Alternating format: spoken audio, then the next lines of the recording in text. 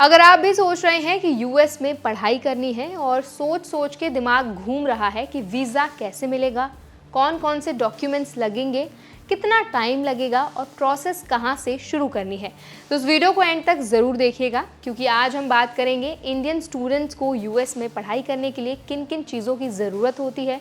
एकदम बेसिक से समझेंगे, जैसे वीज़ा टाइप्स, एप्लीकेशन प्रोसेस, कितना खर्च होता है, कितना समय लगता है, सब कुछ स्टेप बाय स्टेप।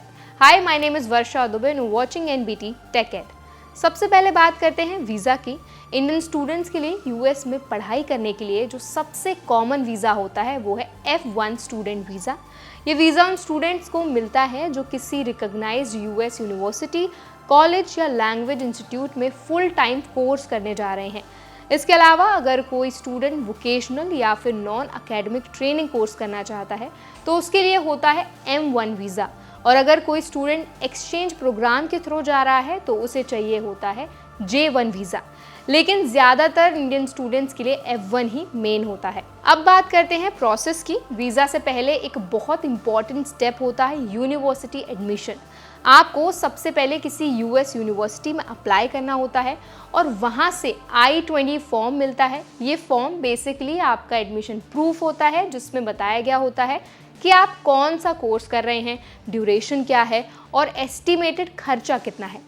जैसे ही आपको I-20 मिल जाता है फिर आप अप्लाई कर सकते हैं F1 वीज़ा के लिए। उसके बाद करना होता है SEVIS फ़ी, यानी कि student and exchange visitor information system fee का पेमेंट, जो लगभग $350 होता है। इसके बाद आप DS-160 फॉर्म भरते हैं। ये यूएस वीज़ा एप्लीकेशन फॉर्म होता है। फॉर्म भरने के बाद आपको वीज़ा इंटरव्यू शेड्यूल करना होता है। यूएस एम्बेसी या कंसुलेट में इंडिया में दिल्ली, मुंबई, कलकत्ता, चेन्नई और हैदराबाद में यूएस कंसुलेट्स हैं। अब जान लेते हैं कि कौन कौन से डॉक्यूमेंट्स चाहिए होते हैं वीज़ा प्रोसेस के लिए। सबसे पहला होता है पासपोर्ट, जो कोर्स की ड्यूरेशन तक वैलिड होना चाहिए। फिर आता है I-20 form, DS-160 confirmation page, visa appointment letter, SEVIS fee receipt, bank statement या फाइनेंशियल डॉक्यूमेंट्स, ये दिखाने के लिए कि आप पढ़ाई और रहने का खर्च उठा सकते हैं। एकेडमिक ट्रांसक्रिप्ट्स, जैसे कि 10th, 12th, ग्रेजुएशन मार्कशीट्स, टॉफल या आइल्स स्कोर इंग्लिश प्रोफिशिएंसी के लिए, और कुछ कोर्सेज में SAT या फिर GRE स्कोर्स की भी ज़रूरत पड़ती है। इंटरव्यू के दौरान वीज़ा ऑफिसर ये भी देखते हैं कि आप पढ़ाई के बाद इंडिया वापस आने वाले हैं भी या नहीं, तो यहाँ इंडिया से स्ट्रॉन्ग टाइज दिखाना बहुत इंपॉर्टेंट है। अब सवाल आता है कितना टाइम लगता है इस पूरी प्रोसेस में। तो मान लीजिए कि आपने किसी फॉल इनटेक यानी कि अगस्त सितंबर के लिए अप्लाई करना है, तो प्रोसेस आइडियली आपको पहले साल के नवंबर दिसंबर से शुरू कर देनी चाहिए।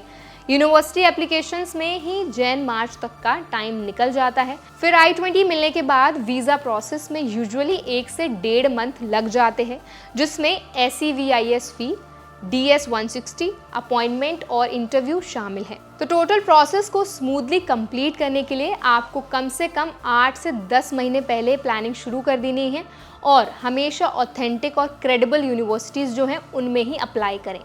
कुछ एक्स्ट्रा बातें हैं जिनका अगर आप ध्यान रखेंगे तो आपका वीज़ा प्रोसेस काफ़ी स्मूथली हो सकता है। पहला है कि वीज़ा इंटरव्यू में कॉन्फिडेंट रहें, ओवर एक्सप्लेन करने की कोई ज़रूरत नहीं है। दूसरा, फाइनेंशियल डॉक्यूमेंट्स क्लियर और प्रॉपर्ली ऑर्गेनाइज होने चाहिए। इंग्लिश प्रोफिशिएंसी स्कोर्स जैसे कि टॉफल, आइल्स अच्छे होने चाहिए। ये वीज़ा प्रोसेस को जो सक्सेस रेट है उसको बढ़ा देते हैं।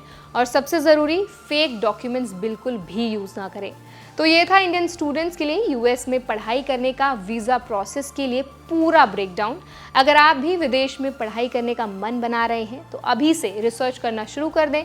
सही प्लानिंग, सही टाइमलाइन और सही पेपर वर्क से आप अपना ड्रीम पूरा कर सकते हैं। वीडियो पसंद आया हो तो वीडियो को लाइक करें, वीडियो को शेयर करें, और ऐसे और भी स्टडी अब्रॉड रिलेटेड वीडियोस देखने के लिए हमारे चैनल NBT टेक एड को सब्सक्राइब करना ना भूलें।